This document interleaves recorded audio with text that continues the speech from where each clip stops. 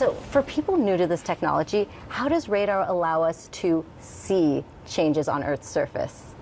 Well, because NISAR is a radar mission, it is essentially operating all the time, all weather, day or night. It can even see through clouds, for instance. So what NISAR is actually observing is changes in vegetation and vegetation cover, as well as changes to the ground surface underneath. So those ground surface changes might be reflectivity changes from soil moisture, which is relevant to agriculture, or even surface motion from earthquakes, volcanoes, and subsidence, sort of giving us scientific insight into the processes going on inside the Earth. And measuring those changes, are there any specific regions here in the U.S. that this data could have a real impact? Absolutely. So I mentioned earthquakes, which are prevalent on the West Coast. Thinking about volcanoes, they're active in Oregon, Washington State, Alaska. Wildfires are a key issue in the western U.S., and NISAR can observe the vegetation impacts from those. Let's say turning to the southeast, floodwaters from hurricanes, NISAR can track those, and we don't want to leave out the Midwest. A lot of agriculture, NISAR is seeing land subsidence that's due to groundwater pumping and then recharge, which is really important for groundwater management. So pretty much everywhere you go, NISAR will make an impact. So Adrian, can you tell us why it's so important to make those measurements globally and consistently, like NISAR will be making twice every 12 days? Yes. In fact, tying back to this earthquake we just heard about yesterday in Kamchatka, that's a perfect example. So thinking about earthquakes and volcanic eruptions, they are massive, high impact, but relatively rare at any given location. So NISAR's got global coverage, continuously operating over all land surfaces. It is actually making these observations, like in Kamchatka, giving us the scientific insights that we can bring back to the U.S., for instance. Thank you, Adrian. That's great. Adrian, really appreciate your expertise. Thank you so much for joining us today.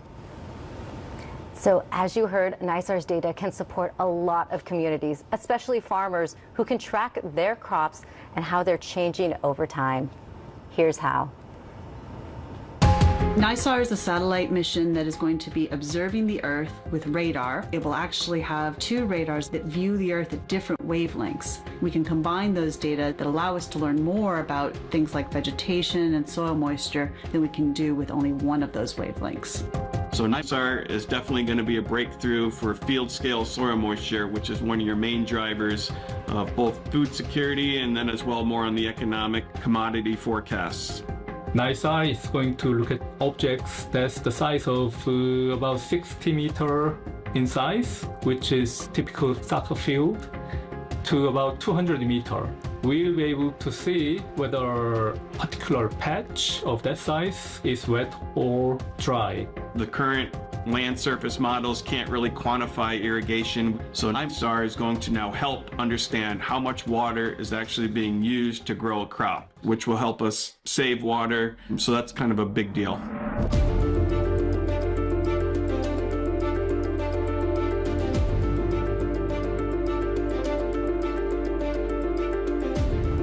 Understanding the moisture in the soil can definitely help farmers better understand what's happening underneath the ground. Do they need to water?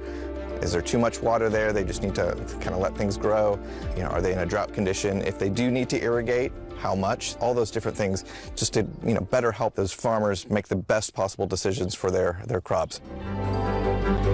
I truly believe that agriculture is one of the kind of central components to many what we call sustainable development goals. Poverty, nutrition, livelihoods, environment, whether it's water, soil, air, to lift people out of poverty. So it's something I personally believe in philosophically and hope to spread the wealth. And so how soon can farmers know about their crops? So the science data from NISAR will start flowing around 90 days after launch. So that will be in the October-November timeframe, just in time for fall harvest, where we'll be getting apple crops and pumpkin crops. And you were mentioning there is something else that NISAR can measure as well? Yes, so it can also measure bridges and roads and infrastructure and the land subsidence that can impact that type of infrastructure. So very important for how we live on this planet. And we'll learn a little bit more about that soon enough. So we are just about 59 minutes away from launch, and back here at JPL, friends and family are starting to gather inside Von Karman Auditorium to watch liftoff. So Sue, who is here to watch launch today? So we see everybody waving. We have friends and family of the team. Hi, everybody. It's really wonderful to see everybody here. We have engineers, we have technicians, mission operations specialists, and scientists. It's really taken a large community to get NISAR to the launch pad today. And just want to say thank you to everybody who's supported NISAR over the years. It's great to have them here. So from lush rainforest to dry grasslands, Earth's ecosystems are always changing, but some changes are harder to see from the ground. That's where NISAR comes in, and here to tell us more is Alexandra Christensen. Thank you for joining us, Alexandra. Thank you for having me. So how can NISAR help us understand what's happening to forests around the world? Well, as you know, NISAR has 2 radar instruments on board. The L-band radar is particularly useful for penetrating forest canopies, bouncing off the tree trunks and the ground underneath. This can tell us about the forest structure, the amount of living woody material, and forest disturbance from deforestation and wildfires. We can also track burn severity and ecosystem recovery after a fire. The S-band radar, on the other hand, is more sensitive to the upper layers of the forest canopy, can detect forest thinning or loss of leaves, which could indicate tree stress. And by combining data from both of these bands, scientists can construct a more complete picture of our forest health. That's so fascinating. So why is it important to see if forests are growing or shrinking? Yeah, it's super important to see if they're growing or shrinking because forests play a huge role in our planet's health.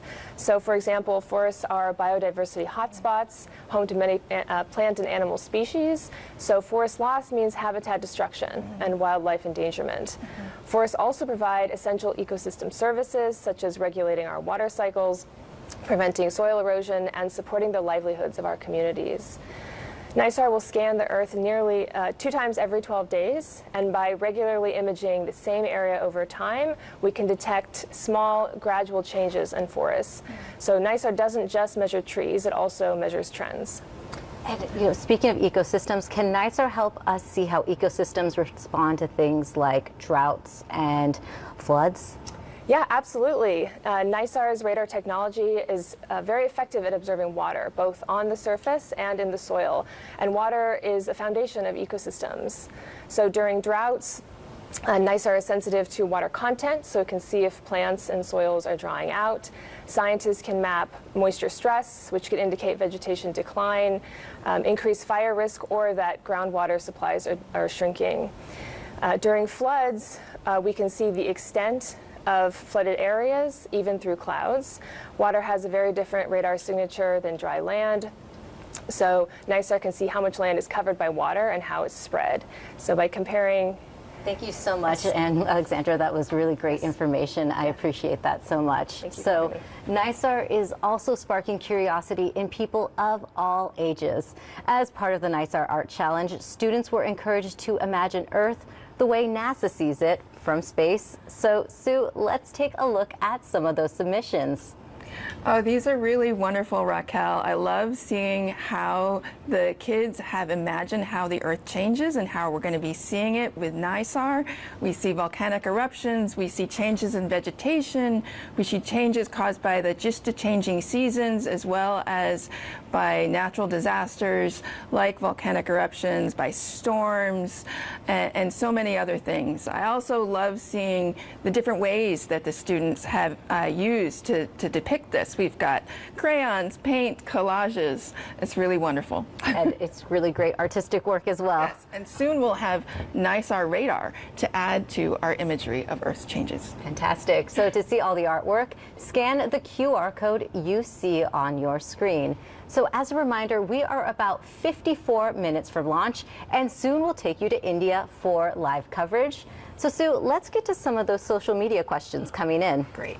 So first off, we have Science of Everything on X who wants to know, hey NASA, I want to know how you guys got the name NISAR. You explained it earlier, so let's hear it again. Oh, sure. So the name is The name NISAR stands for NASA ISRO Synthetic Aperture Radar. And so you can imagine, as a NASA-ISRO partnership, taking synthetic aperture radar measurements, that's how we got the name.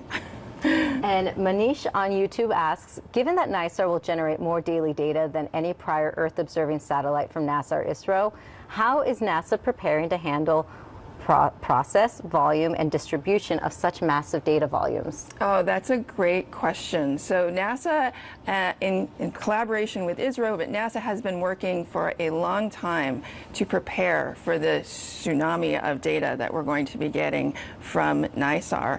And so one of the key ways that we're going to be doing that is by storing the data and analyzing the data on the cloud. And we have Suprasha on YouTube wants to know, how will NISAR be helpful for humankind? How much time do you have? So NISAR will be helpful for humankind by providing data and information that allows us to see what's happening from natural disasters. We've talked about the impacts of natural disasters. It will also help us see the small changes that are difficult to detect with the human eye that can impact the infrastructure on the ground, as well as measuring changes in soil moisture and changes in vegetation that help us understand how we grow food that we need to live. So lots of ways. Those are just a few. Yeah. I love the list that you created. So thank you so much, Sue. And keep those questions coming using the hashtag AskNISAR. So NISAR will track small shifts in Earth's surface, detecting early signs of volcanic eruptions. Let's take a look.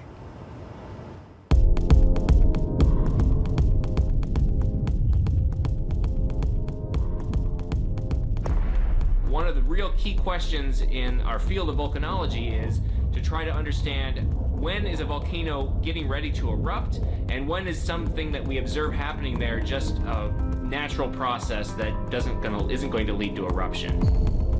Deformation is often one of the first signs that a volcano is becoming restless, and then we also look for increased seismic activity. But the earlier that we can detect that deformation, the more we can refine what kind of a forecast we have and whether or not we need to be concerned about eruptions. NISAR has a couple of capabilities that are going to be really transformative for volcanology. The first is the consistency. The fact that we're going to get these incredible data very consistently every couple of weeks. The other aspect of NISAR that's very important is its wavelength. It's got a longer wavelength than most satellite missions that have taken radars up into space. And that longer wavelength means that we're going to be able to penetrate vegetation and be able to see the ground through trees. We're going to get consistency, and we're going to get the ability to see through a lot of this obscuring vegetation. And that's really going to open the door for studies of volcanoes. Because it's expensive and dangerous to put ground sensors around many of the world's volcanoes, many volcanoes around the world have no sensors on them or too few sensors to really understand what's happening. Having something that's completely remote and satellite-based allows us to get an image of what's going on without needing to have something in the remote ground surface. The thing about volcanoes is they can have a regional or even a global impact depending on the size of the eruption. So it's really key to be able to understand how volcanoes work so we can better forecast their activity and warn people that might be impacted by eruptions. And Sue, there are other natural hazards that NISAR can monitor as well.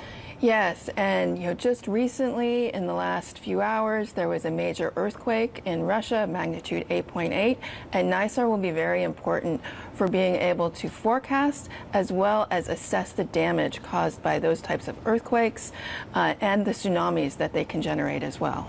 Oh, thank you for breaking that down for us, Sue. And NISAR's journey to the launch pad was a global effort. JPL built the L-band radar while ISRO built the S-band. The two were integrated at JPL into a single radar payload.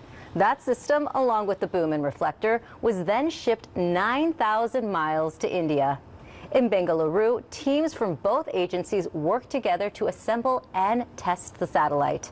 After final checks, it was transported to the Satish Dhawan Space Center in Sriharikota, India, for final launch preparations. This partnership brought teams together from around the world, including JPL systems engineer Akshata Krishnamurthy. She grew up in Bengaluru and has been traveling from California back home to India to support the mission. Let's take a look at part of her journey. Hey everyone, I am at LAX right now. I just finished security and I'm ready to board. It's the first of 3 flights with stopover in Dallas, Soha, and Bangalore. I have arrived in Bangalore Airport, or as we call it, Bengaluru, after about 31 hours of flying. I'm excited, but I'm also super tired, so I'm going to go get my bags and head to the hotel, and I'll see you later.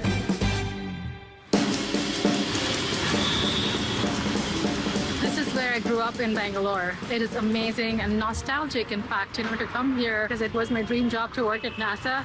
Now I'm able to contribute to my home country on a project where we're doing an international collaboration. So super excited to be a part of this effort and also grateful for this experience.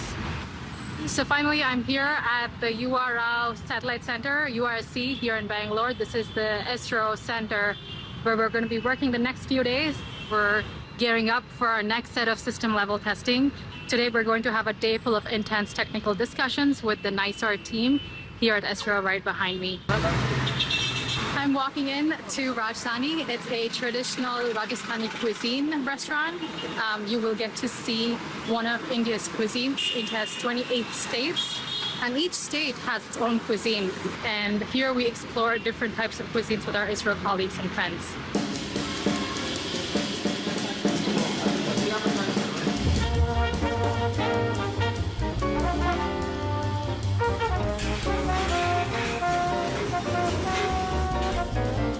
We're waiting for the traditional lamp lighting ceremony, what we call the diyas.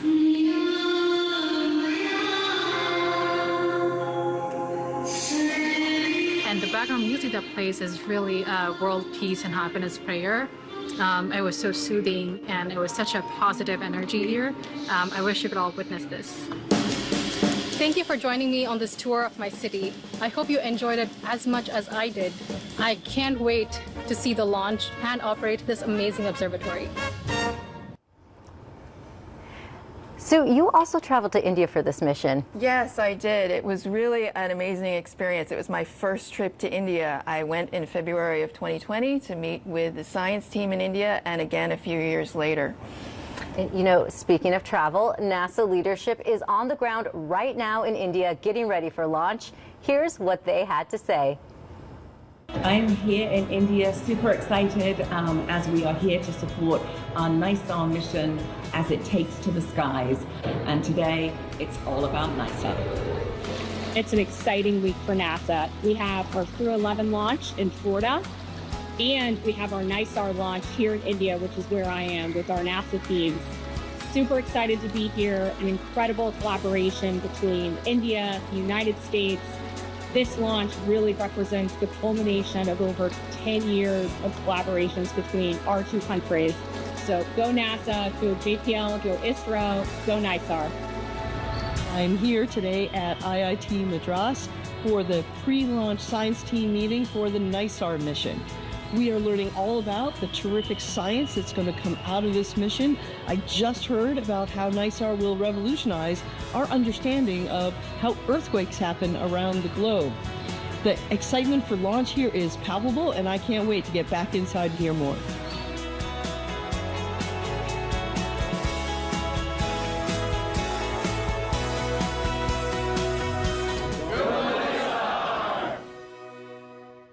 Go NISAR indeed. And to help us better understand the spacecraft, you have brought a model with us. Yes, so here we have a model of the NISAR spacecraft. You can see here we have solar panels to power the spacecraft. Here we have in this octagonal structure, this is the radar instrument structure, or the RIS. So the L and the S-band radar are housed here. And then behind that is the spacecraft bus, which houses the power and the telemetry and other key functions of the satellite. Then attached to that is this impressive boom that holds up the nearly 40-foot in diameter gold reflector antenna reflector. of NISAR.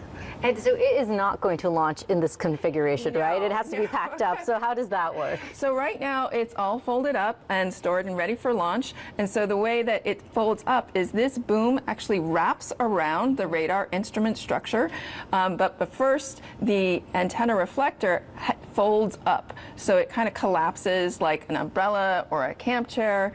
And then it's stored underneath the radar instrument structure in this configuration. And it's held in place by this little latch down here. Well, that is exciting stuff. Thank you so much for the breakdown, Sue. So NISAR is a joint mission between NASA and ISRO, but that is just one example of how our two countries are working together in space. So here's more in your Artemis Moon Minute.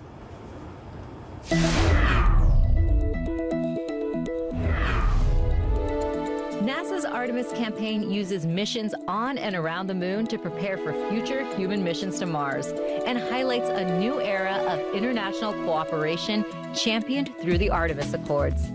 Established in 2020 by the United States, led by NASA with the U.S. State Department and 7 other initial signatory countries, the Artemis Accords outline a practical set of principles such as peaceful purposes and transparency to guide space exploration cooperation. India became the 27th country to sign the Artemis Accords in Washington, D.C. in June 2023.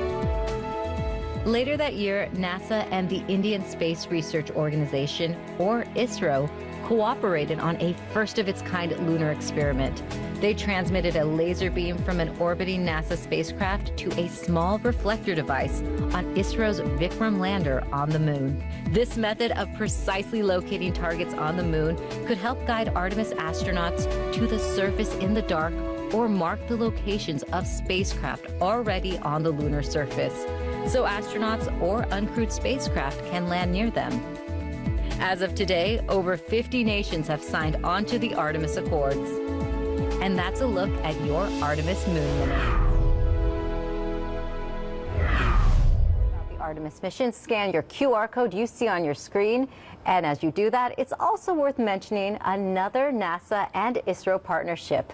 Last month, ISRO made history with its first astronaut visiting the International Space Station as part of the NASA and Axiom Space's AX-4 mission.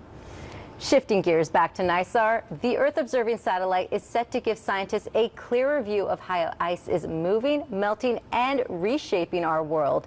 Here to tell us more is Eric Rignot. Thanks for being here today. You're welcome. So how can NISAR help us understand how tracking melting ice from glaciers and ice sheets is important? NISAR will track the motion of glaciers and ice sheets and combine with information from climate models and thickness of the ice, we can figure out how much they contribute to sea level rise. And glacier melt is one of the main contributions to sea level rise. We need this information to inform society on how to protect ourselves from sea level rise. And then the scientists will be able to use this information in climate models to project what sea level would look like in the next few years, in the next decades, in the next century, so we can better protect society and save human lives too. Very important information. So Eric, can you tell us how will NISAR help us see changes in the ice that are difficult to detect from the ground? Yeah, so the NISAR will cover the globe in 12 days, and in particular it will cover all of Antarctica for the first time. And conducting these measurements in the Antarctic would be nearly impossible for ground parties because the continent is so vast. It's larger than the United States, and it would put these field teams in great danger if they had to do this work continuously on the Antarctic. So with NISAR, we'll have this information continuously about what's happening in the Antarctic. If there's any important event, we'll see it, we'll catch it, and it will be part of public knowledge from this data. Thank you, Eric. That's great. Eric, that was really important information. Thank you so much for joining us today. And let's take another look into mission control here at JPL, where the team is excited to watch launch. And just a few days ago, I had a chance to speak with Dave Gallagher, the new director of JPL, to hear his thoughts on launch. Dave, thank you so much for joining us today. It's my pleasure, Raquel. I'm happy to be here. From your perspective, why is NISAR such a groundbreaking collaboration between NASA and ISRO? This is the single biggest collaboration in space between the United States and India.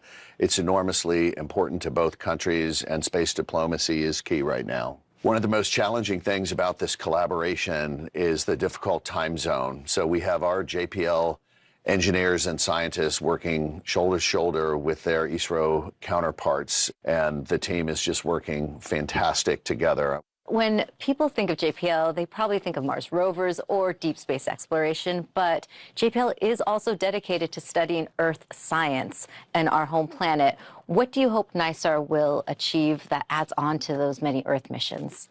Well, Raquel, just to build on what you said, we actually have 4 decades of pioneering missions to really understand our home planet, missions like GRACE, missions like EMIT, like SWAT, that are born here and really have turned out to be some of the most important missions in existence to understand our home planet. NISAR is going to give us an unprecedented view of the Earth, both our ice mass, land mass, and because it's synthetic aperture radar, which is a technology really pioneered at JPL, it can work day and night and through any kind of weather.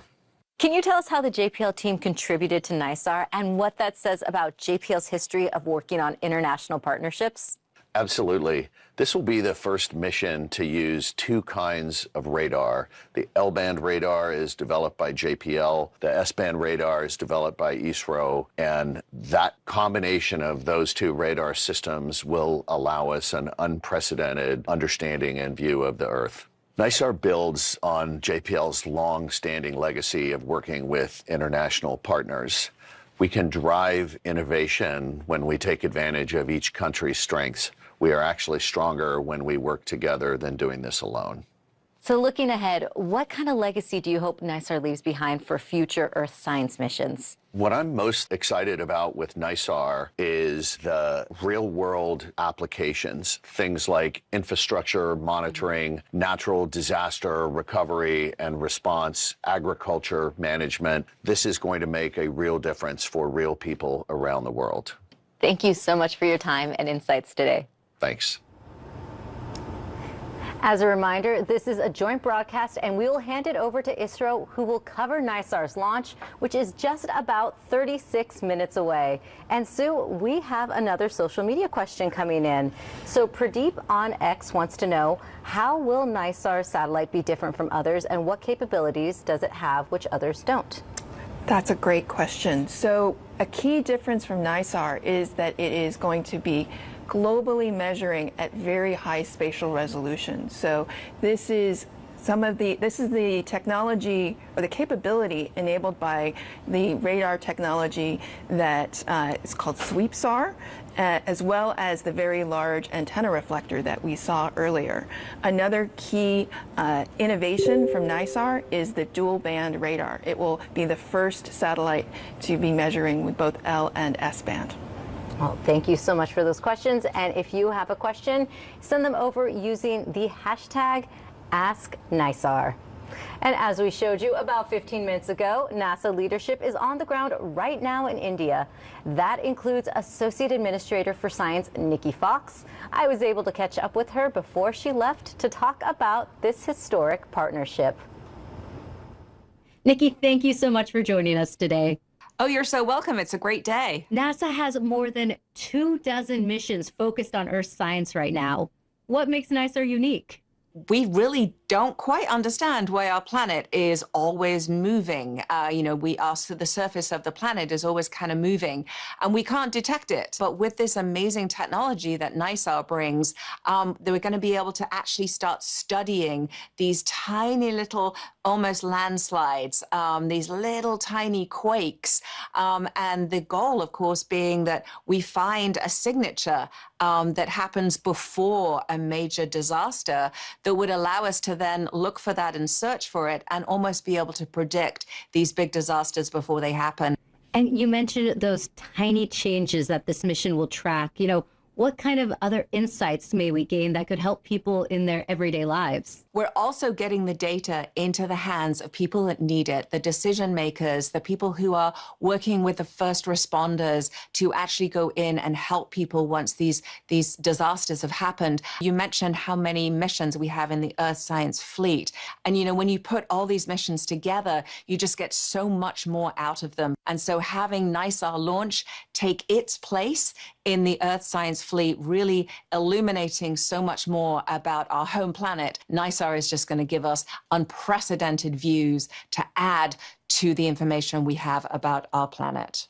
And Nikki, we are so close to launch. So what are you looking most forward to right now? Oh my goodness. I love a good launch. I'm not going to lie. I'm a launch junkie. I love everything about them. But really it's that final sort of when you get to that final countdown and, you know, you just appreciate, for me, being with the team, being with this combined team who've worked so hard to make this happen. I know I've been on mission teams and you kind of, it's almost like you're sprinting to the start line as a scientist. You've done all the work, the mission is there, it's on the rocket. Once it launches, all of the science begins. Fantastic. Thank you so much for joining us today. Thank you so much. Go NISAR. And Sue, we have more social questions coming in, so why don't you answer some more? We have Ayush on YouTube who wants to know, how long will it take to get NISAR fully running?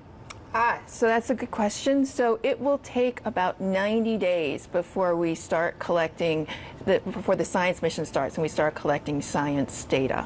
So in those 90 days, we will be deploying the satellite, deploying the boom and the reflector, as well as testing out all of the radar instruments and making sure that everything is calibrated and validated initially correctly. So 90 days from now will be like Christmas for you. Yes, it will. And Rian on YouTube wants to know, how will ISRO and NASA ensure NISAR's data is accessible and useful for developing nations most affected by climate change? Oh, that is a wonderful question. So NASA has an open science policy and open data policy. And so all of the data that NISAR will be collecting, all of that L-band data will be available through a NASA archive at the Alaska Satellite Facility, and then India will also be making their data available, the S-band data and L-band data that they will be processing available and openly free and available to everyone through their data archive as well. So all of the data will be free. Great, and we have a couple more coming in. Raul on X wants to know, why is NISAR's antenna so big compared to other Earth-observing satellites, and what is it made out of? So I can answer the first question. I don't think I have the exact facts for the second question about what it's made of. But the reason why it needs to be so large is that area gives us the very high spatial resolution that is going to be unique to NISAR, combining that global coverage as well as the high spatial resolution. So we need that surface area to collect all the reflected radar signal from the Earth, focus it onto the receiving antenna, and that will give us the high spatial resolution. Thank you, Sue. So Anjin018 on YouTube wants to know, since NISAR uses both L-band and S-band SAR, how does the dual-band radar improve surface imagery accuracy, especially in densely vegetated and urban regions? These are some great questions. Yeah, so how will the L and S-band radar help us improve the, what was it, the surface deformation? Vegetated and urban regions. Vegetated and urban regions. So that because the two different radars are different wavelengths, they will be sensitive to different parts of the vegetated environment, and so we'll be able to characterize the vegetated areas more accurately using the two different wavelengths. Really appreciate your expertise, Sue. Thank you so much, and thank you all for your questions. So Sue, launch is just 30 minutes away, so tell us how much this moment means to you and the NISAR team? You know, this is so special. I've been working on NISAR, been part of the team for over 10 years. I know people have been working on this mission concept for decades. And so it's really an amazing moment to finally be here at launch. And we're just so excited to be starting the science observations, to start collecting the data. It will be so impactful for so many people on the planet. Great, Sue. So we will now take you to the Satish Dhawan Space Center in India for coverage of liftoff in about 30 minutes from now. Remember, NISAR is a joint mission between NASA and the Indian Space Research Organization, or ISRO. Part of ISRO's coverage will be in Hindi, but we will be having an interpreter providing English translations so you can follow along. And we will see you again after liftoff. Mission intends to place the NISAR satellite weighing about 2,400 kilograms in 747.4 kilometers circular polar sun-synchronous orbit with an inclination of 98.4 degrees. Namaskar, Shubh Sandhya. Good morning, good evening.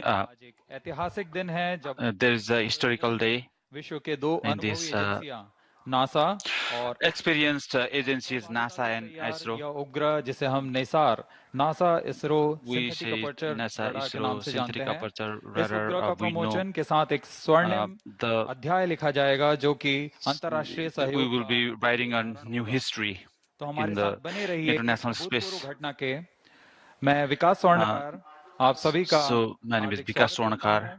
I welcome everybody in this lunch. I will be Madhuri will be here. She will be commenting in English. So we are at the Sriharikota Satish Dhawan Space Center. GSLV S16 NISAR mission के GSLV S16 NISAR 30 July 2025 Indian time 5:40 p.m. 25 GSLV S16 का GSLV S16 किया जाएगा. इस promotion mission का उद्देश्य है 2400 kilogram वाले भूप्रेक्षण उपग्रह नाइसार को 747 किलोमीटर की गोलाकार 747 kilometer इस प्रमोशन मिशन को पूरा करने के लिए in this mission to complete GSLV the space vehicle is used. इससे पहले यह 17 उड़ानें Before भर चुका this, है it has done 17 launches. साल ही हमने 29 जनवरी 2025 This year, 29 January 2025, GSLV F-15 NVS-2 सफलतापूर्वक प्रक्षेपण देखा. So we have successful launch has been done already. Mission जिसका नाम है So next mission will be GSLV S16 NISAR mission. NISAR is the world's most sophisticated Earth observation satellite, jointly developed by ISRO and NASA. Its 12-meter deployable mesh antenna is one of the largest in Earth observation history and uses a unique operating mode called Sweep SAR to observe Earth with a swath of 242 kilometers and a high spatial resolution. NISAR will carry L-band and S-band radars which are designed to work independently or together, while the L-band radar contributed by NASA will work with longer wavelengths of about 25 centimeters to penetrate vegetation, soil, ice, detailed tracking of soil moisture, forest biomass, ice sheet thickness, and subsurface features. The S-band radar contributed by ISRO will operate on shorter wavelength of 12 centimeters, which makes it highly sensitive to surface characteristics. It is useful for detecting crop structures, snow cover, and fine surface deformation.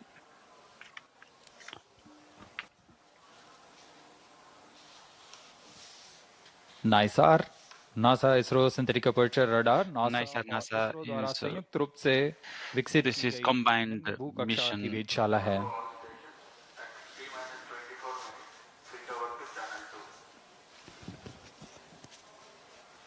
इसकी खास बात यह है कि नाइसार specialty of this मानचित्र तैयार कर पाएगा और पृथ्वी के पारिस्थितिक तंत्र, बर्फ का द्रव्यमान, वनस्पति बायोमास, समुद्र के स्तर की में वृद्धि, independently भूकंप, benefit vegetation, soil, प्राकृतिक खतरों landslide.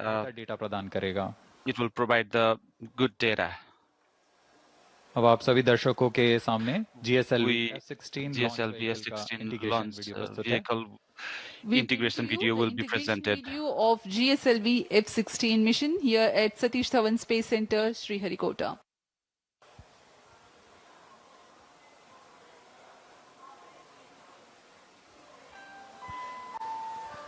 The launch campaign begins with the flag off of the nozzle end segment from its preparation building to the vehicle assembly building, where it is being handled and carefully positioned on the mobile launch pedestal.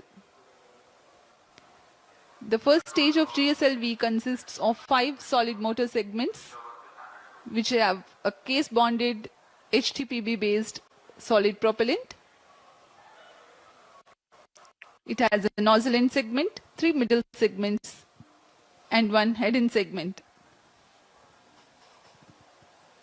On your screens now is the handling of head end segment.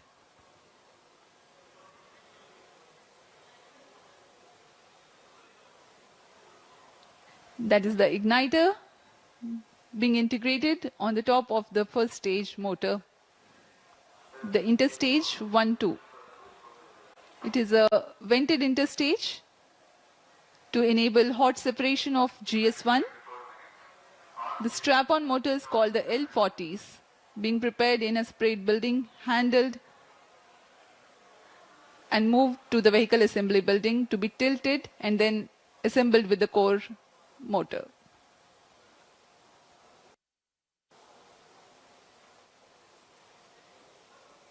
L40 strap-ons in GSLV. You can see on your screens it has completely been assembled. अभी आपने प्रथम चरण का संयोजन देखा. First stage combination प्रयोग करते हैं और अभी आप देख रहे हैं यह द्वितीय चरण है. You're seeing second phase GSLV Mark II. GS2 HT कहते हैं. We say GS2 ST. चरण है और इसमें आप देख सकते हैं. This is the liquid propeller.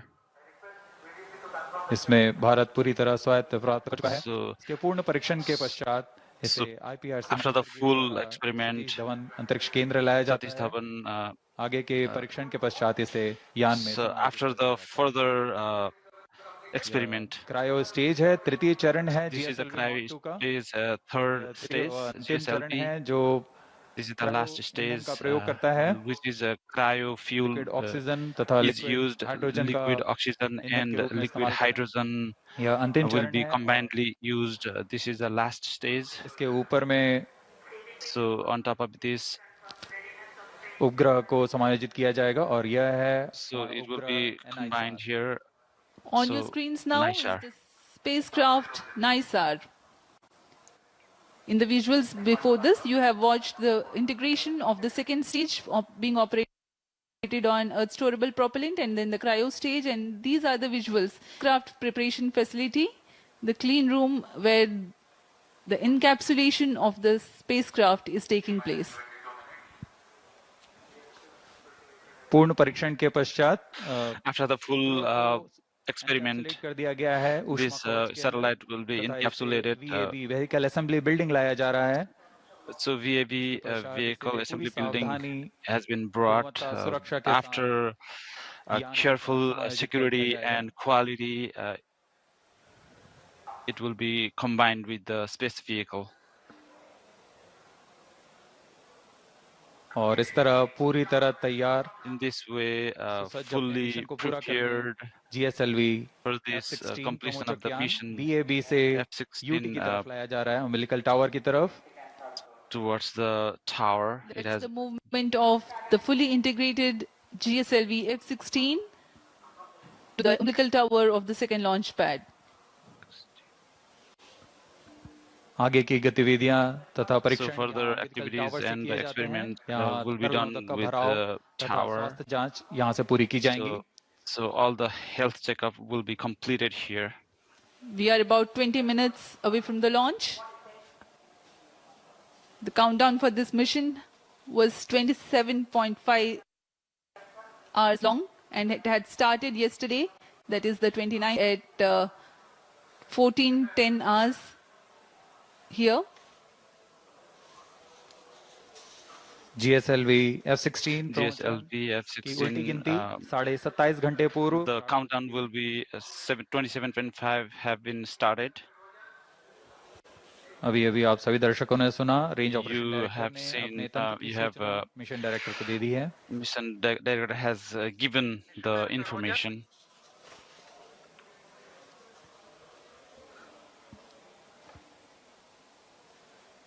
उड़ान की उल्टी गिनती जारी है और उसी के अनुसार countdown is continued से जारी हैं. of this space vehicle. पश्चात स्वचालित प्रक्षेपण अनुक्रम यानी ऑटोमेटिक लॉन्च सीक्वेंस शुरू किया जाएगा. Automatic launch sequence is going to be started. इस दौरान यान निदेशक in this way director the director telemetry tracking command mission director Roger और सैटेलाइट डायरेक्टर अपने तंत्रों की सूचना mission are also giving the information to the mission director. During the countdown, the servicing operations for the Earth storable propellants into the GS2 stage and the 4 numbers of L-40 strap-ons was carried out. Health checks were carried out on the spacecraft and the launch vehicle. The meteorology instruments will indicate crucial data to comply to the launch commit criteria. Radars carry out transmission checks and cryopropellants are serviced few hours ahead of launch. Mission Readiness Review Committee and the Launch Authorization Board have granted clearance to proceed with the countdown and launch of GSLV F-16 NISAR mission. All operations up to the initiation of automatic launch sequence have been completed satisfactorily. Based on the clearances received for the launch vehicle, spacecraft, range systems, ISRO ground stations, and considering the favorable weather conditions, Mission Director hereby authorized the commencement of launch operation sequence for the GSLV F-16 NISAR mission at 17 hours, 40 minutes and 25 seconds IST today, the 30th July 2025. This is Vehicle Director. Pre-launch operations of cryo stage is authorized. To note, Mission Director has given authorization for the launch of GSLV F-16 NISAR mission. अभी अभी आप सभी दर्शकों ने सुना सभी all the viewers have heard रूप से कार्य करते हुए और उनके तंत्रों की जानकारी मिशन निदेशक तक पहुंच चुकी है. working. तत्पश्चात मिशन निदेशक The information has already been disseminated. अनुमोदन प्रदान कर दिया है. So the approval has been given. Automatic launch sequence has been authorized by the mission director. In the preceding 14 minutes before launch, a capsule of crucial functional aspects of launch vehicle systems, which includes actuation of liquid stage engine actuators, health confirmation of ground systems that are crucial for the launch, and very close to T0, control is passed on to the onboard computers.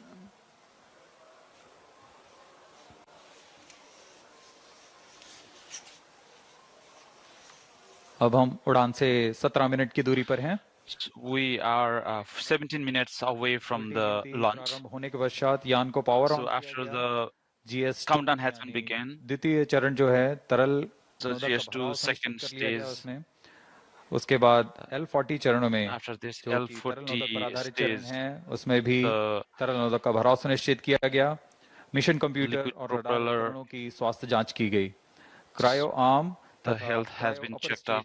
Filling के लिए तैयार ईंधन का filling has been prepared and it has been assured. सभी स्वास्थ्य जांच पूरी की जा चुकी है. एयर ट्रैफिक कंट्रोलर तथा जल ट्रैफिक कंट्रोलर्स अनुमति प्राप्त की जा चुकी है. हमारे मौसम विभाग से भी पूर्व सूचना प्राप्त की गई है और इस दौरान मौसम पूरी तरह weather is अनुकूल बताया गया है. Ideal for the launch. Automatic launch sequence जारी है. Automatic launch sequence is continuous. -16 minutes. Automatic launch sequence. Computer automatic launch authorizes जांच पूरी की जाएगी. Initiate automatic launch sequence for the launch of GSLV F-16 NISAR mission.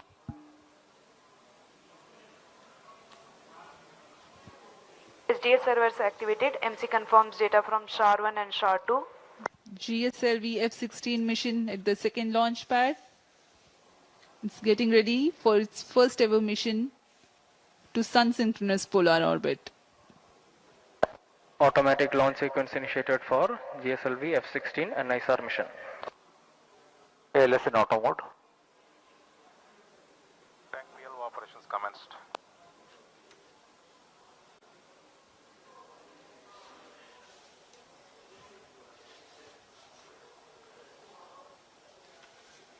NISAR उपग्रह L और S band NISAR satellite aperture radar वाला उपग्रह है जो उच्च विभेदन के साथ बड़े प्रमाण को प्राप्त करने के लिए स्वीप SAR तकनीक से संचालित होगा। नासा के जेट प्रणोदन प्रयोगशाला jet propulsion NASA's Jet Propulsion Laboratory सहयोग से तैयार with ISRO. This has been prepared. राष्ट्रीय जरूरतों को पूरा करेगा। This not only addresses the national necessity. This will be providing the data to the whole world. It's a combination of two cultures and then the best creation.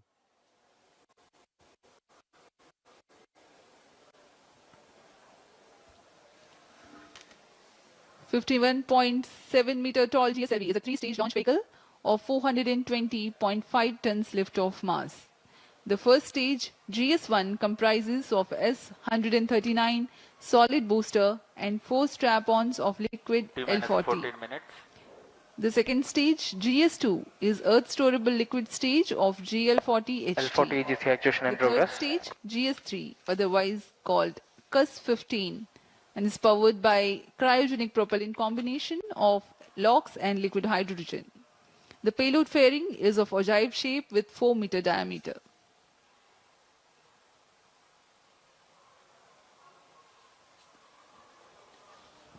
यह रचना आपके सामने प्रस्तुत है GSLV F-16 प्रमोचयान की GSLV F-16 .7 मीटर इसका कुल उत्थापन भार 51.7 meter the height. So its mass is 420.5 tons.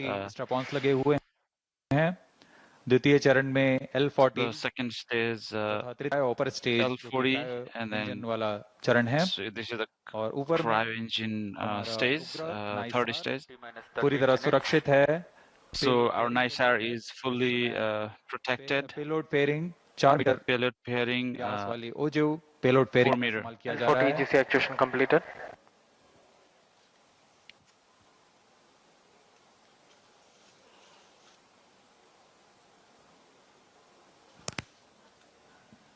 सभी गणमान्य व्यक्ति यहाँ उपस्थित लॉन्च का अनुभव लेने यहाँ everybody are attending, the distinguished guests.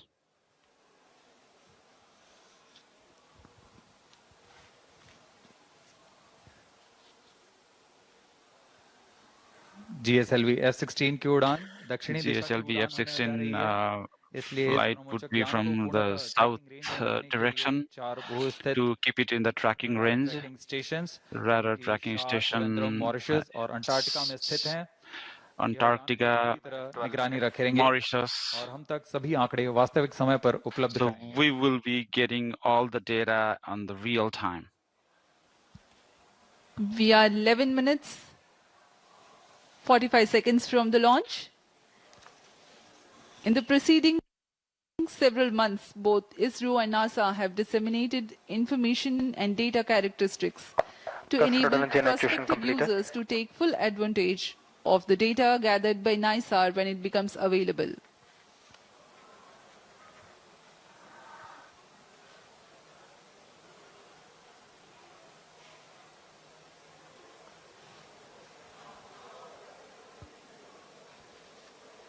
सभी वैज्ञानिक अपने कंसोल पर all the scientists are studying their data.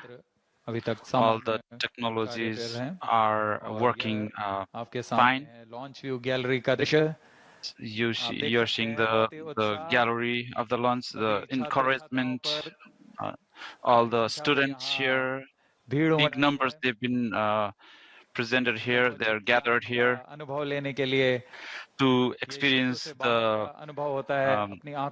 launch of this satellite. Exuberant spirits of the students here at the Launch View Gallery at Sriharikota.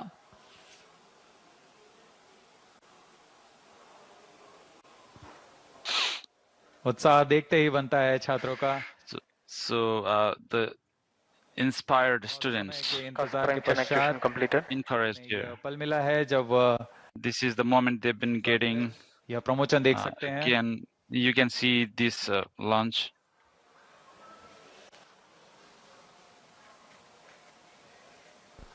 T-minus 10 minutes. GS2 radar engine actuation in progress. ISRO is bringing to you a curtain raiser for the mission NISAR for your better understanding about the mission.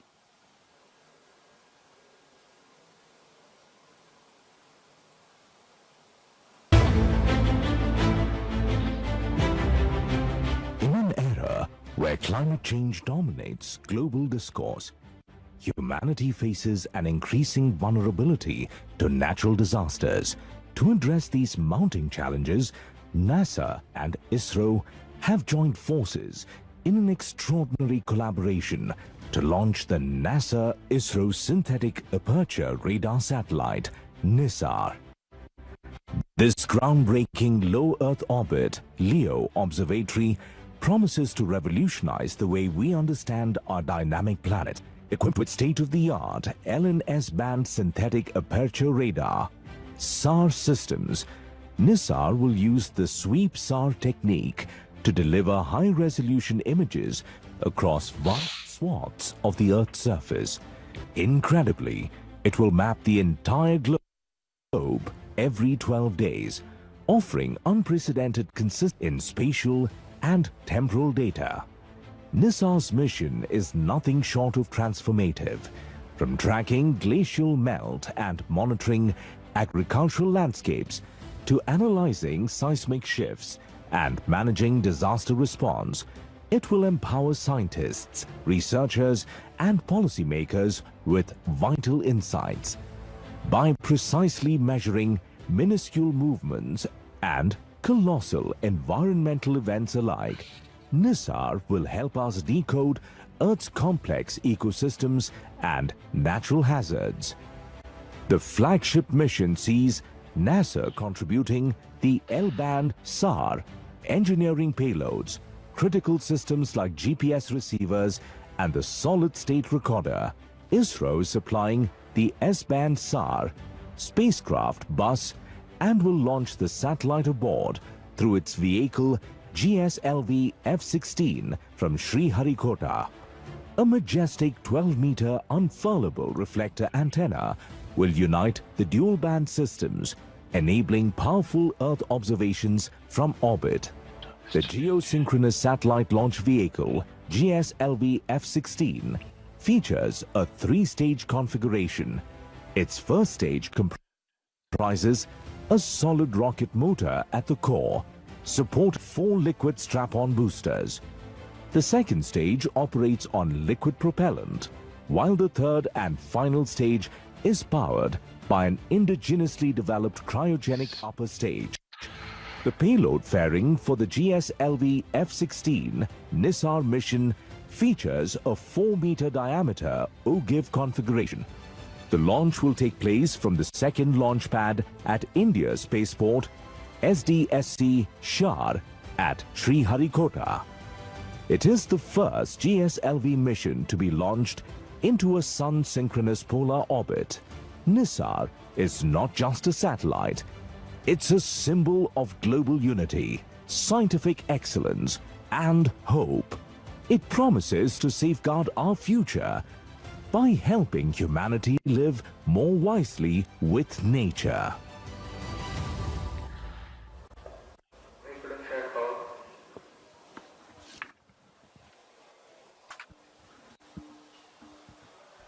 T-minus 6 minutes.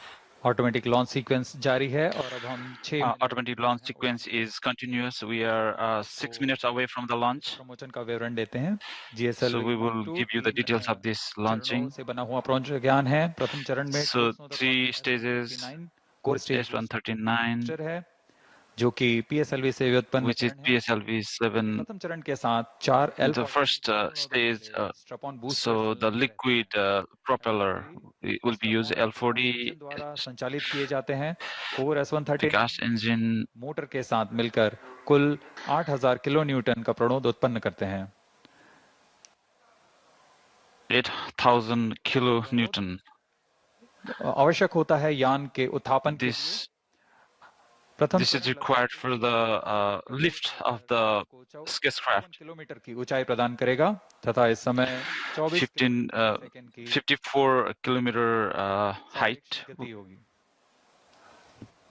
L40 strap on L40 is strap on प्रज्वलित रहता है 150 seconds. 600 millisecond बाद द्वितीय चरण प्रज्वलित होता है और इसके तुरंत बाद प्रथम चरण के यान से पृथक कर दिया जाता है। So it will be separated from the first. वाला चरण है। So again, second stage is the liquid द्वितीय चरण stage. विकास इंजन के साथ 846 किलो न्यूटन का प्रणोद उत्पन्न करता है। 846 किलो न्यूटन प्रज्वलित 146 seconds. It will be ignited. 3.5 kilometer per second relative velocity. So during the second stage, close loop guidance के अंतर्गत अपना दिशा निर्देश द्वितीय चरण की समाप्ति के पूर्व ही तृतीय चरण after the completion of second stage, so the third stage will be started. The cryogenic fuel और सबसे जटिल GSLV, the third and the last stage. चरण के पूर्ण प्रज्वलन की In this cryo stage, the ignition अतिरिक्त प्रणोद के लिए कमांड दिया जाएगा। So the command will be given for 11% cryogenic engine का additional 75 किलो न्यूटन का प्रणोद उत्पन्न करता है।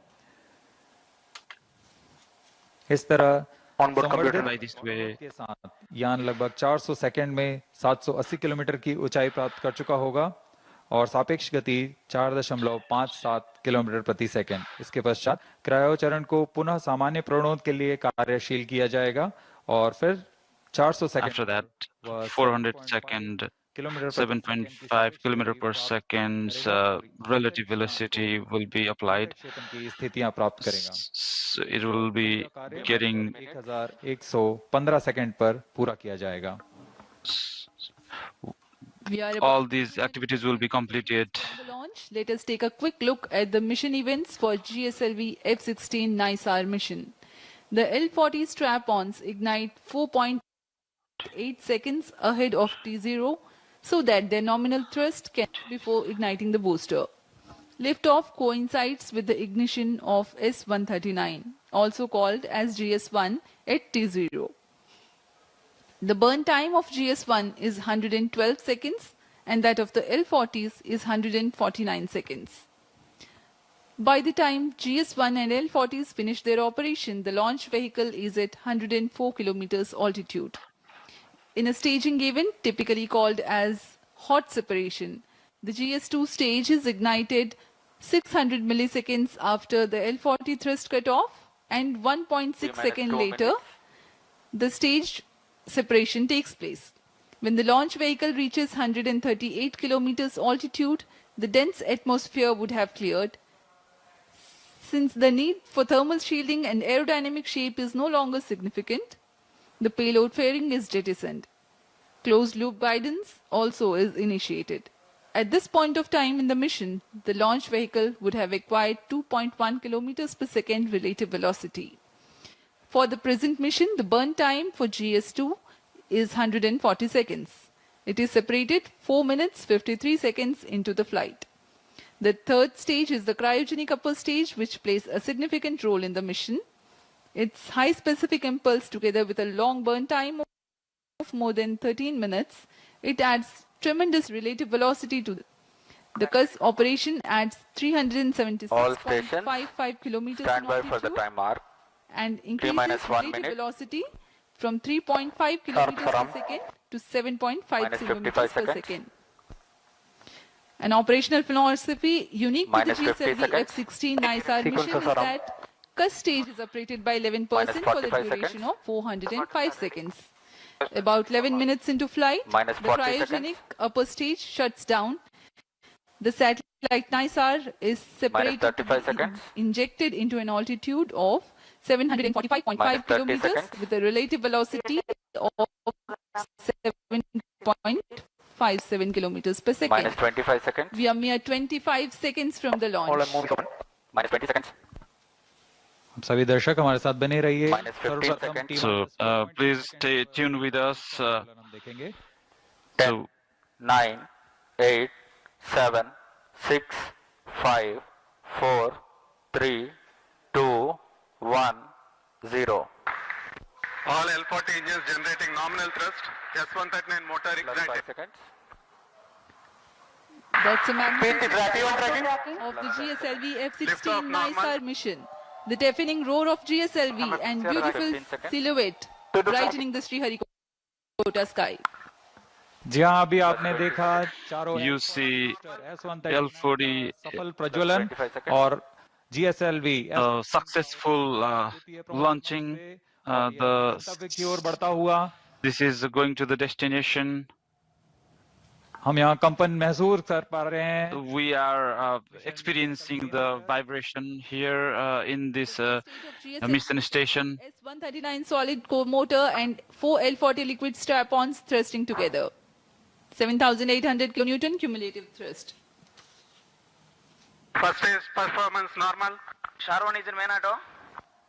The day of launch wind biasing program that is fed into the onboard computers helped the rocket to veer through the atmosphere with minimal aerodynamic loads. प्रथम चरण का core booster लगभग The first stage core booster will be ignited. L40 चरण L40 stage 150 seconds it will be calm. So after that it will be separated from the craft. अपने अपेक्षित पथ का अनुकरण करता हुआ First stage performance normal. Currently the rocket is in open loop guidance. Shar ground station is tracking.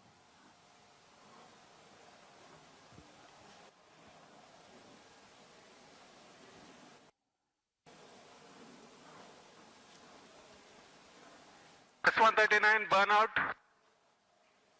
Core booster का प्रज्वलन समाप्त हो चुका है. So it has been completed. The ignition of core booster has stopped its operation. The 4 L40s are thrusting still.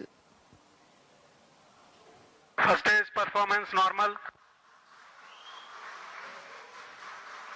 प्रथम चरण का कार्य निष्पादन पूरी तरह सामान्य. The first stage is normal.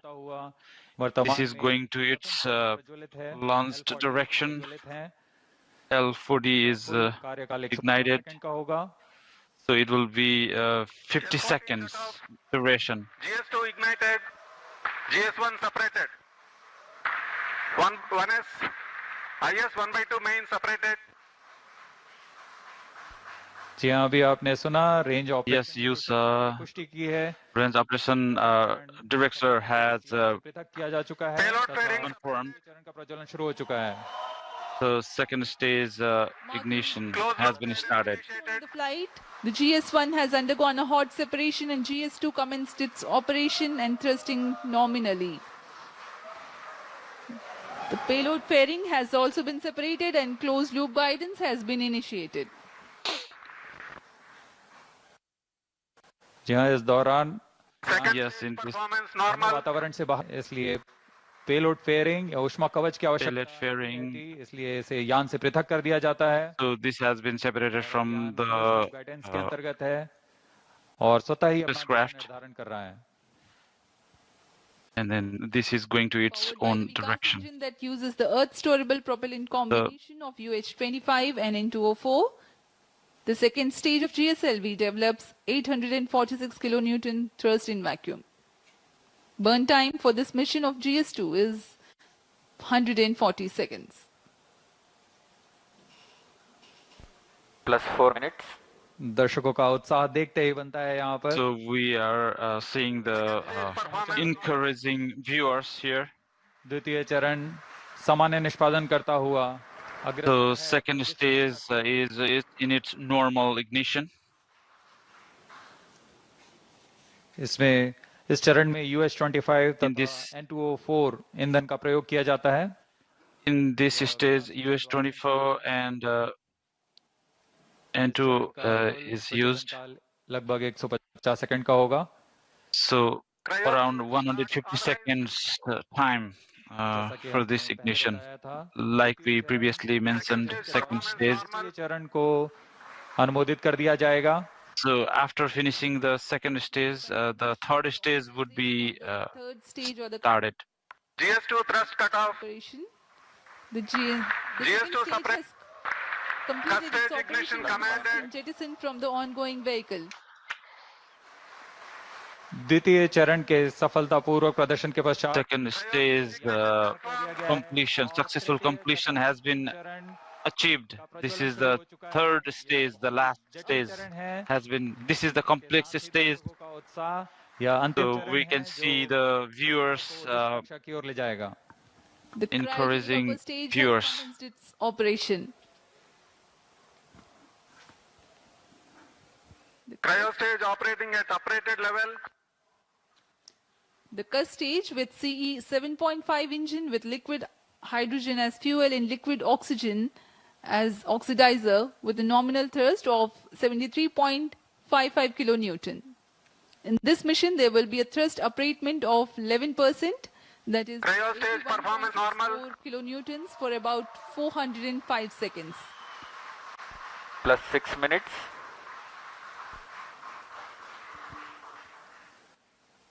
वर्तमान में तृतीय चरण cryo upper stage This is the third stage. 70 kilonewton का प्रणोद उत्पन्न कर रहा है। 75 kilonewton ignition. 800 मिनट सेकंड्स तक जारी रहेगा।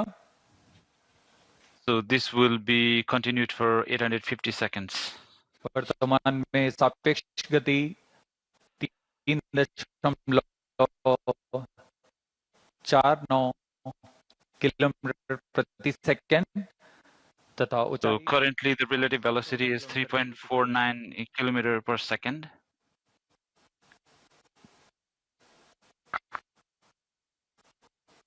Cryo stage performance normal. Altitude of 528 kilometers.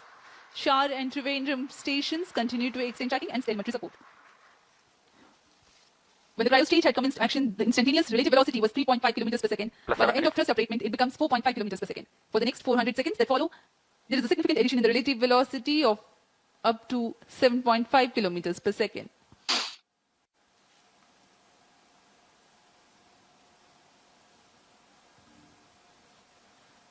Cryo stage performance normal. सभी विशिष्ट वैज्ञानिक यहाँ उपस्थित। So specific scientists are present here to witness this great event. So the third stage is completely normal. इसे भलीभांति ट्रैक कर रहे हैं। So they are tracking. The altitude gained during thrust abatement is about 400 kilometers in cryo stage operational. When the thrust abatement ends, there is a considerable increase in relative velocity at a marginal loss of altitude. Plus 8 minutes.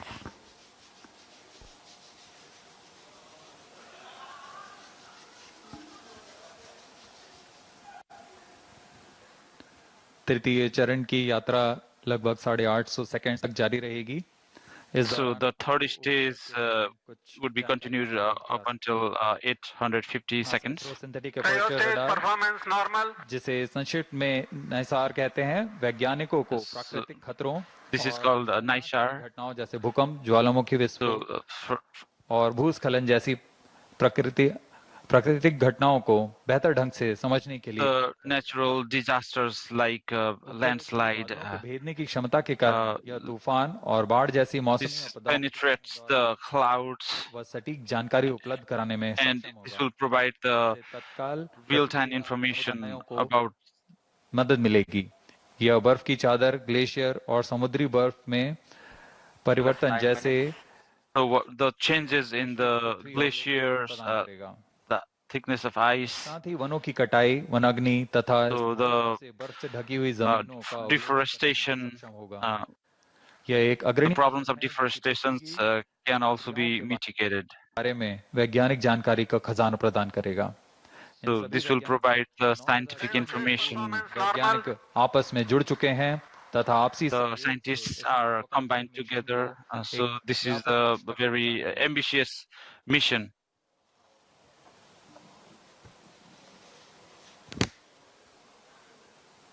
NISAR, or the NASA ISRO Synthetic Aperture Radar, is a remarkable milestone in the Indo-U.S. space ties. Designed on the I-3K mainframe bus, NISAR will render services for the next 5 years according to free and open data policy. NISAR provides a means of disentangling and clarifying spatially and temporally complex phenomena ranging from ecosystem disturbances to ice sheet collapse and natural hazards including earthquakes, tsunamis, volcanoes and landslides.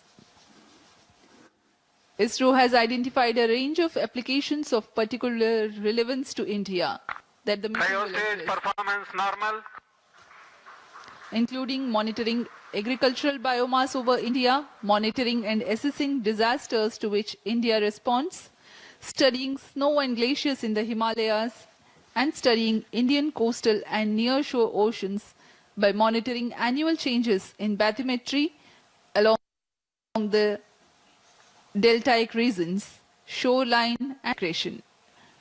The changes that Earth is undergoing in its ecosystem, deformation and cryospheric sciences emphasizes the urgent and constant need to observe Earth from the vantage of space in order to thrive on our changing planets in decades to come. NISAR offers centimeter-level precision capable of detecting subtle ground shifts and environmental changes. Data from NISAR will provide critical insights to help India and US plan for natural and human-caused hazards.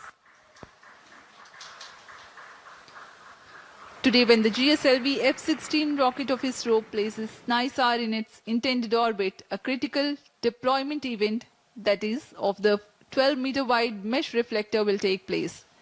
This mesh reflector acts as a radar antenna.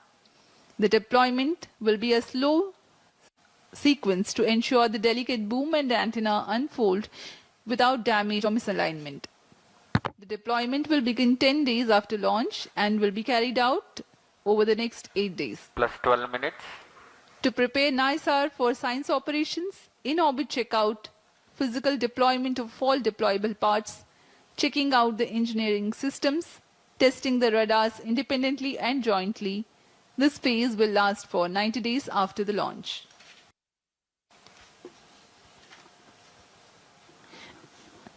Extensive calibration and validation activities will take place throughout the first 5 months.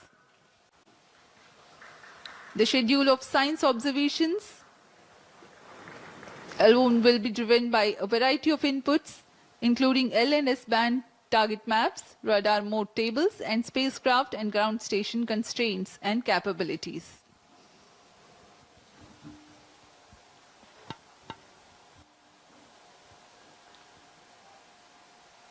तृतीय चरण क्रायोपर stage Third stage, cryo stage, ignition is completely normal. The relative velocity 4.9 kilometer per second, and altitude is 788 kilometer.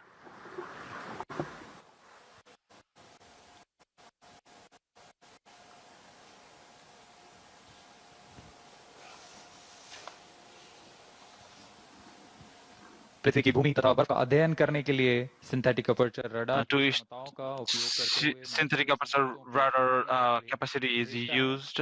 और फिर So this will give the data. संकेतों को प्राप्त कर 3D चित्रित changed signals will be sent. 12 metre व्यास वाले unfurlable So there is a 12-meter wide reflector antenna is attached. में 2 बार एक ही जगह से निकल सकता है times, और इस समय में चित्र में बदलाव से पृथ्वी में की सतह पर आए बदलावों in को Earth. कर सकते हैं। We नाइसार can अंतरिक्षयान study. नासा और इसरो द्वारा The तैयार NISAR, सबसे उन्नत रडार प्रणाली वाला उपग्रह है। this is यह the अन्य सिंथेटिक अपर्चर रडार की तुलना में अत्यधिक शक्तिशाली है। This is the very powerful synthetic radars available here. This is the 25 centimeter wavelength L-band radar system used by NASA. S-band radar system So है। the इसमें हर एक प्रणाली other one is the NISAR. जैसे कि मिट्टी में नमी, सतह का खुरदरापन और गति। निसार सूर्य तुल्यकालिक कक्षा में काम करने जा रहा है। इसके एंटीना एक खास विन्यास में Its antenna is अभूतपूर्व अवलोकन Antarctica. यह Antarctica We can observe the Antarctica as well. सटीक अध्ययन के लिए बहुत महत्वपूर्ण माना जा रहा है। This is very important to study the दैनिक आधार पर सबसे melting of ice in Antarctica as well. साल के मुख्य मिशन के दौरान 100 So 3 years main mission, the data would be provided. Data के बराबर है। इतने So बड़े this is डेटाबेस के the कारण इसे 80 terabyte के माध्यम data. से संसाधित, संग्रहित और वितरित किया जाएगा। This will be distributed. सभी एस बैंड और L band data All the S-band and L-band data will be national remote sensing, and so government of India will be used. Synthetic aperture It will be radar provided to other countries as well. NASA ने 1900 NASA has 1978. They have started श्रृंखला ने विमान व अंतरिक्ष से विज्ञान क्षेत्रों के अध्ययन के लिए अग्रणी रहे हैं। for the study of space. में विस्तृत श्रृंखला 2012 में रडार 2012 और 2022 में one in 2022 नाइसार व्यापक के साथ उच्च रिजोल्यूशन के डेटा निरंतर so high resolution data would be available.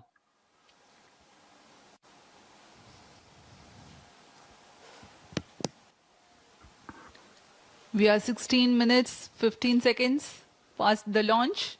Now the cryogenic upper stage is currently thrusting. The vehicle trajectory correctly follows the prediction. Cryo stage performance normal. तृतीय व अंतिम चरण GSLV Mark II का cryo upper stage के नाम से जाना जाता है। Cryo upper stage वर्तमान में पूरी तरह currently completely normal performance. All the सामान्य निष्पादन करते हुए system यान को उद्दिष्ट कक्षा की ओर so the vehicle is targeted to the designated orbit. कक्षा की स्थितियां प्राप्त करते ही क्रायोजेनिक इंजन को बंद कर दिया जाएगा। Cryogenic engine would be closed. The launch vehicle is at an altitude of 748 kilometers.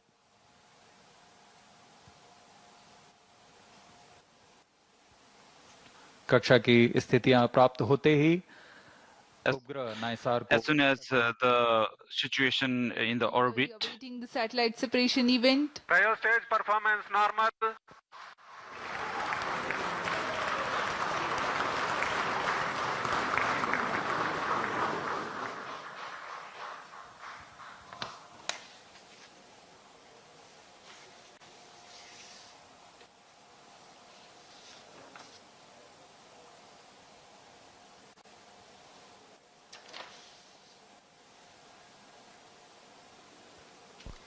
Plus 18 minutes. वर्तमान में सापेक्ष गति 7.35 किलोमीटर प्रति सेकंड तथा ऊंचाई 745 किलोमीटर होती है। Stage performance normal. so currently 7.35 kilometer per second is the relative velocity, and Performing nominally. Stage thrust cutoff. The thrust has been cut off of the cryo stage, and next event is the NISAR separation, which is perhaps very close. जी हाँ, जैसा अपेक्षित था। yes, as expected.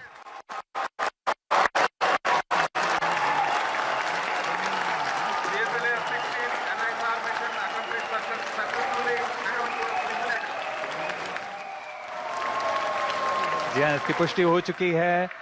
This has been confirmed. The NISAR has been separated.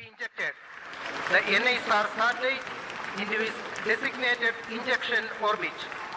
The GSLV F-16 NISAR mission is successfully accomplished. History has been written today as NISAR has been placed in the orbit successfully. Many hearty congratulations to ISRO, NASA, and the users worldwide who will derive benefits of the Earth observation with this state-of-the-art NASA-ISRO synthetic aperture radar satellite. Do stay tuned. Tune in for the address by Secretary DOS and Chairman ISRO and mission executives. We take leave from you. Namaskar. इस प्रक्षेपण के साथ नाइसार का promotion With this launching, the launch mission has been successful. शुभकामनाएं. So congratulations to all the viewers and the scientists.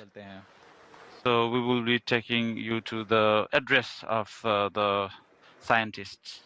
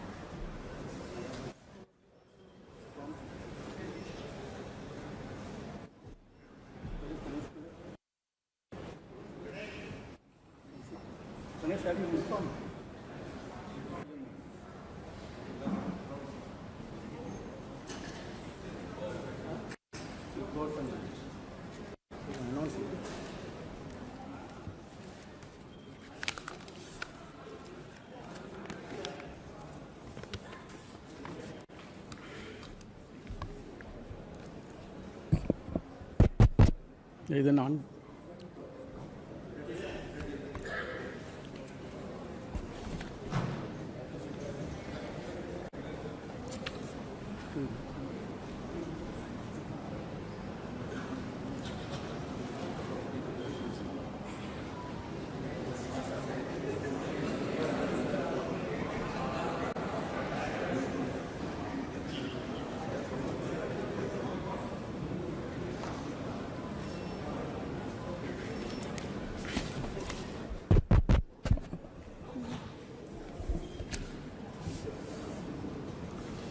CS announced.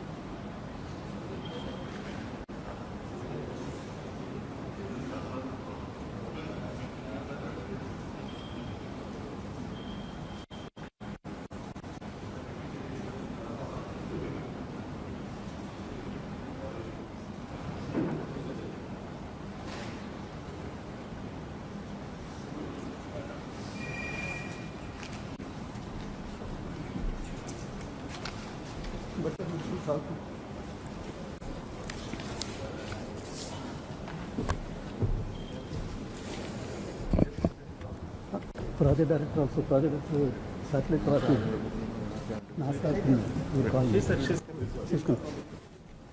Please. On. Very good evening to all of you. I am extremely happy to announce that GSLV F-16 vehicle has successfully and precisely injected the NASA ISRO synthetic aperture radar satellite, NISAR satellite, weighing 2,300 kg into its intended orbit. Let me congratulate all the teams from ISRO and NASA JPL on this outstanding success. This is our 102nd launch from Sriharikota and the 18th mission of GSLV. As all of you may recall, we had the previous GSLV F-15 mission on 29th January 2025, which was the 100th successful mission launched from Sriharikota, and also the first launch after the new management, including me, took over as the chairman of ISRO. This is the first GSLV mission to the Sun synchronous polar orbit.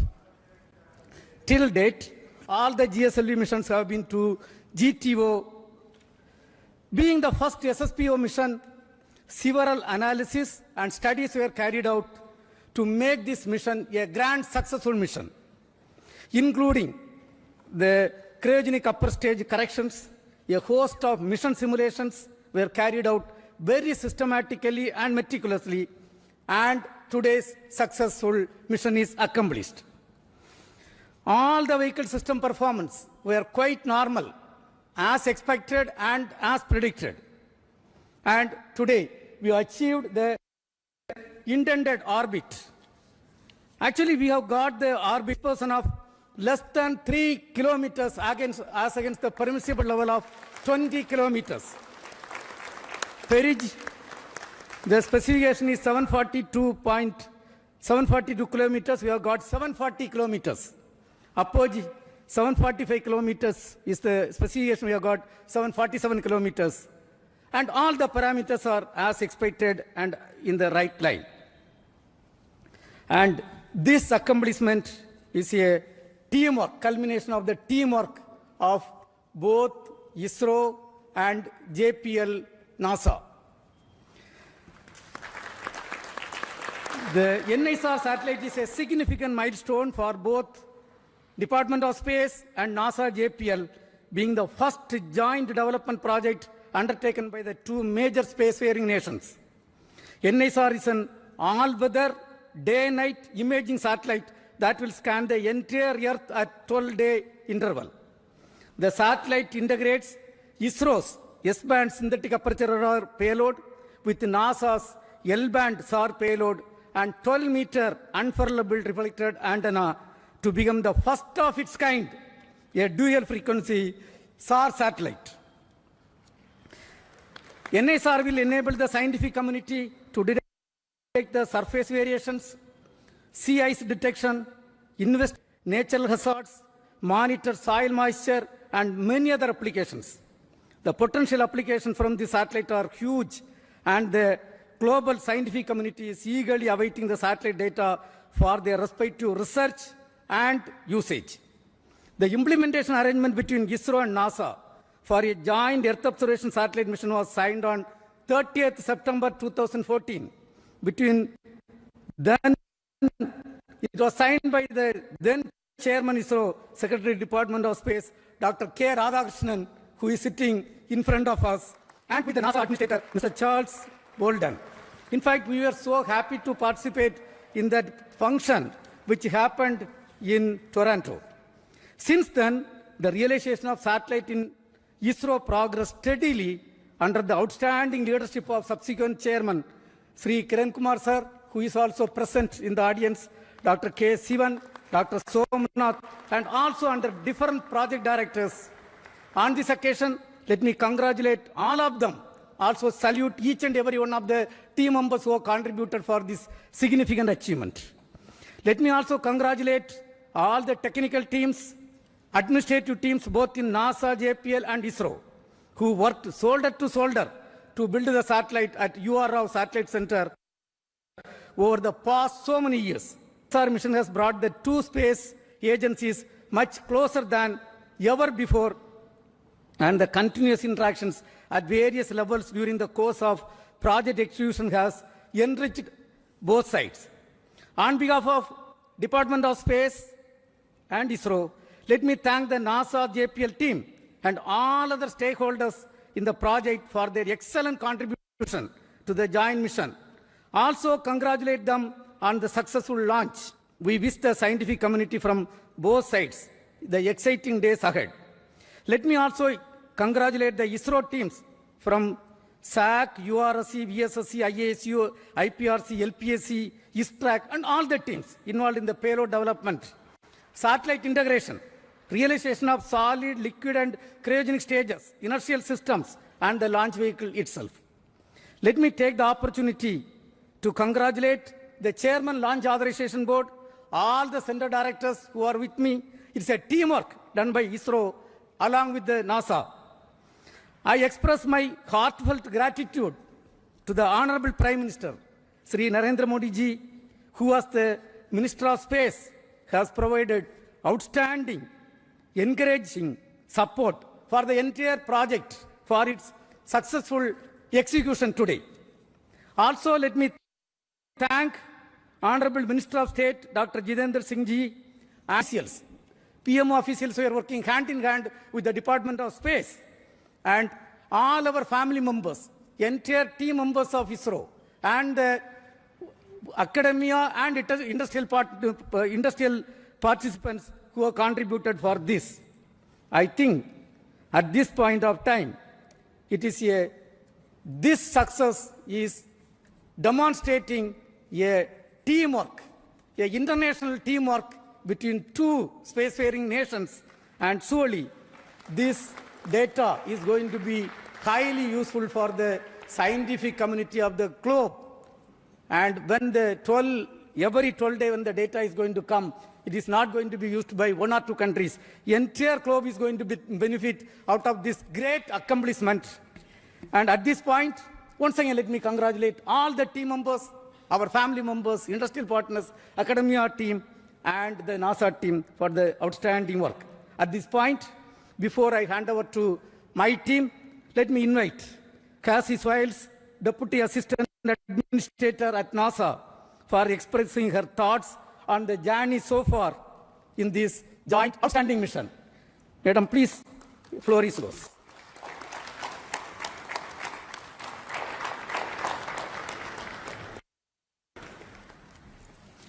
Yeah, please. Well, I first have to start with go ISRO, go NASA, go NISAR.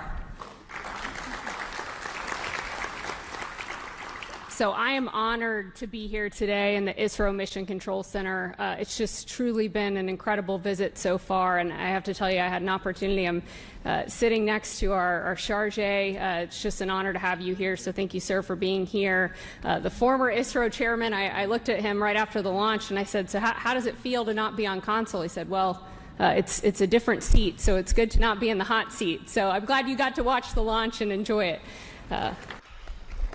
But on behalf of NASA, I want to congratulate all of the teams. It has been just an incredible decade culminating in this moment, from the technical collaborations, the cultural understandings, getting to know each other, building that team across continents, across time zones, missing nights, missing weekends with families, holidays. It is truly something that every single person in this room should be proud of. I am so proud. I was so proud to be out there watching this launch. Dragonflies flying above, it just picture perfect, and I could not be more proud of these teams. You know, and this mission, it's truly a pathfinder, not just in regards to our technical, because those are truly incredible. This Earth Science mission is one of a kind and really shows the world what our two nations can do. But more so than that, it really is a pathfinder for the relationship building that we see across our two nations, you know, across India, the United States, building upon decades of collaborations that already existed. And I cannot be more proud to be here representing the U.S. and really representing the teams that have been working so closely behind the scenes to make this happen. I also want to thank, I saw, several family members, both, last night on the U.S. side. I saw several family members here. So I want to thank the families. It's no small sacrifice seeing your loved ones work day in and day out on a mission that takes over a decade to build. So thank you for your support of the incredible, technical, talented people in this room. And I really, really cannot wait for continued partnerships as we go forward, building on Chandrayaan, Axiom 4, and now NISAR. So thank you. Congratulations. Go NISAR. Go India. Go the United States. So congratulations once again. Now, if you're just joining us, I'm Raquel Villanueva with Dr. Sue Owen, live from NASA's Jet Propulsion Laboratory in Southern California. We were just watching celebratory speeches from India after our colleagues at the Indian Space Research Organization launched NISAR about 30 minutes ago. NISAR is a joint mission between NASA and ISRO. It's a powerful Earth-observing satellite built to track changes on our planet. And launch was a spectacular sight. Right, Sue? It was really amazing. And, we were here at the Mission Control Center here watching the launch, and it was just so exciting. We had our lucky peanuts. It's a special NASA tradition to have peanuts for launch. And so, it was really moving to see NISAR finally making its way into space. It was great to see you get emotional watching it too, eating your lucky peanuts. And we weren't the only ones celebrating here at JPL. Here's a look at our mission control and friends and family inside Von Karman Auditorium reacting to launch. Yeah, everybody was just so excited. You can see people clapping and cheering. It was a great event. I know, we were right next door to the mission control, so we could really hear them cheering at each milestone. Now, our home planet is constantly changing in a variety of ways, some subtle, others dramatic. NISAR will enable us to comprehensively monitor Earth's land and ice surfaces, building a detailed record of large and small changes over time.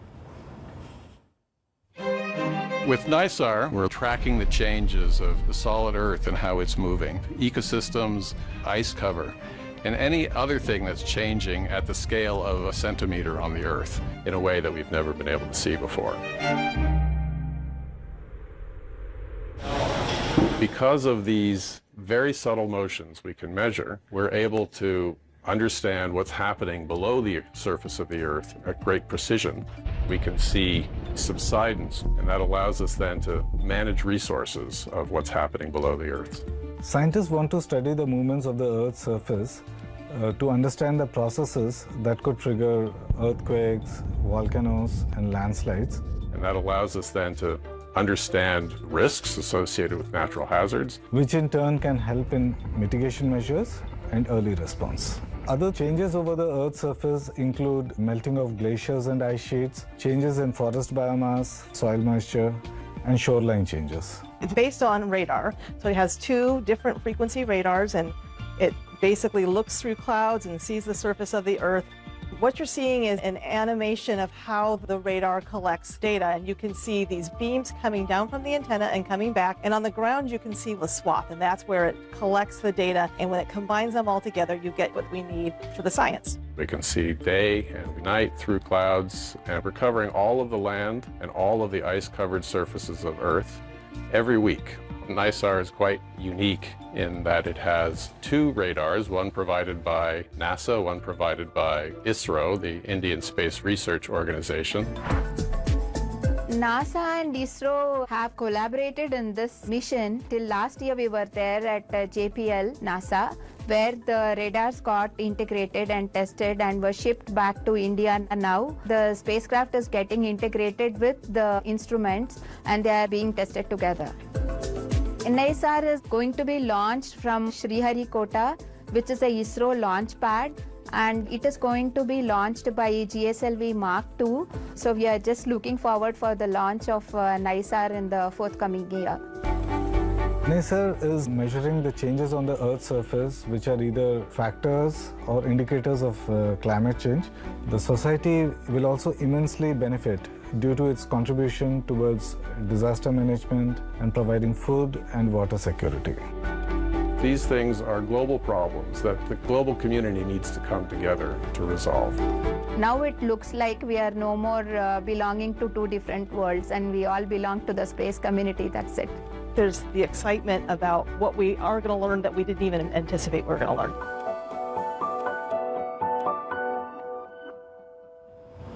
This mission has been years in the making, and one of the people who helped bring it to life is with us right now. Charles Alachi is the former director of JPL, a member of the NISAR science team, and we are sitting in a room named after him. Charles, it is great to have you with us. Well, thank you. Thank you. How are you feeling after witnessing launch? Well, to say ecstatic is an understatement. This is a great day. I want to start by thanking our colleagues in ISRO and India for the perfect launch. We have been working together on this for almost 15 years, and I was delighted to see many of the faces that we worked with, at the Indian Control Center, and many of the people here at JPL who have spent, more than a decade, including the team members sitting here, spent more than a decade to make this happen. This is a great day. Fantastic. So, Dr. Alachi, you actually pioneered the evolution of radar technology here at JPL. How does NISAR embody that tradition of innovation? Well, it's really in the spirit of their Mighty Six, which is the spirit, of JPL. I remember when I first came here, all the radar team used to sit in one room. We were like 7, 8 people. And now you look at it, how much advances were made. NASA and JPL really were the foundational start of spaceborne synthetic aperture radar, starting with CSAT and a series of shuttle imaging radar mission. We developed and demonstrated multispectral, meaning colored radar. We developed the interferometric techniques that are being used now, and now using SAR for Earth observation is being used by industry, many nations who are participating in this endeavor. But NISAR is going to do the next quantum jump. We are going to be able to actually map the planet every week down to changes in the centimeters. That's a fraction of an inch. So we are going to be watching our planet actually breathing, as a result of natural changes or human-driven changes, floods, pumping water. So it's really going to open a whole new domain that is going to really impact in a major way how do we observe our planet. Thank you. That's great. Absolutely. And, you were mentioning those small changes. So NISAR will detect changes on the Earth's surface with remarkable precision. So how will NISAR's data benefit society for years to come in the near future and for the future generations? Well, let's take one example, the floods which happened recently in Texas. NISAR will be able to actually monitor the changes of the area which are being flooded, even under vegetation. And then when earthquakes happen, we will be able to monitor the surface motion which results from earthquake, so we can send the information, to the rescuers, so they know where are, the major damage which have happened. Let's take example where people are pumping water, farmers are pumping water. We'll be able to monitor how much the water table is being depleted and how much is being refilled, during the winter when there are rain, both here and in India and worldwide. So I think it's going to impact us in a significant way, in a positive way, in helping us, better manage our resources, prevent, or not necessarily prevent, but actually how do we manage natural disaster. I mean, recently there was a big earthquake in Russia, so there is possibility of tides and flooding around coastal region. So a satellite like NISAR will be able to monitor that on a regular basis. So it's really going to impact not only our scientific understanding, but our day-to-day life. So I would envision that people would be getting on their iPhone, map of the region or on a global basis to see what are the changes and how do we mitigate disasters which are happening. So many communities will benefit from NISAR's data. Absolutely, worldwide. Well, thank you so much for sharing your insights with us today, Charles. Well, thank you very much, and go NISAR. Go NISAR. Go NISAR. Thank you. So, Sue, we are waiting for our ISRO colleagues to confirm acquisition of signal, but looking ahead, what comes next for NISAR? So over the next 10 days, the satellite will be, they'll be checking out the satellite, and then in about 10 days, they will start deploying the antenna reflector. So the boom will, you can see here on the video here, the boom will be, the hinges will be fired so that the boom will get into place, and then once that is into place, you'll see the reflector itself start to bloom, and that will take place over days. They want to do this slowly and carefully to make sure that everything is working well, and then after that they'll be turning on the radar instruments separately and together, making sure all of the radar technology is working well, and then after 90 days we will start collecting science observations. So there's a lot to look forward to. Yes, there is. Well, that wraps up our coverage for today. Thank you for joining me on the desk today, Sue. Thank you, Raquel. It's been really great having you here as a launch buddy. Yes, witnessing the launch together is fantastic. So this marks the beginning of a mission that will help us better understand our dynamic and changing planet. To hear the latest updates on NISAR, visit go.nasa.gov/NISAR blog. You might hear cheering in the background, perhaps a new milestone. We'll leave you alone with a replay of launch. Have a great day. 8 seconds पर L40s का प्रज्वलन हम देखेंगे. 10, 9, 8, 7, 6, 5, 4, 3, 2, 1, 0. All L40 engines generating nominal thrust. S139 motor ignited. 5 seconds. That's a magnificent of the GSLV F-16 NISAR mission. The deafening roar of GSLV and beautiful silhouette brightening the Sriharikota sky.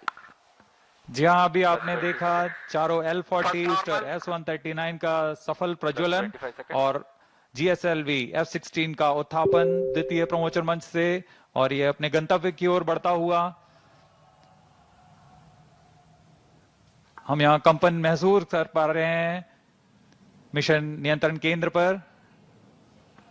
The first stage of GSLV with S139 solid core motor and 4 L40 liquid strap-ons thrusting together. 7,800 kN cumulative thrust.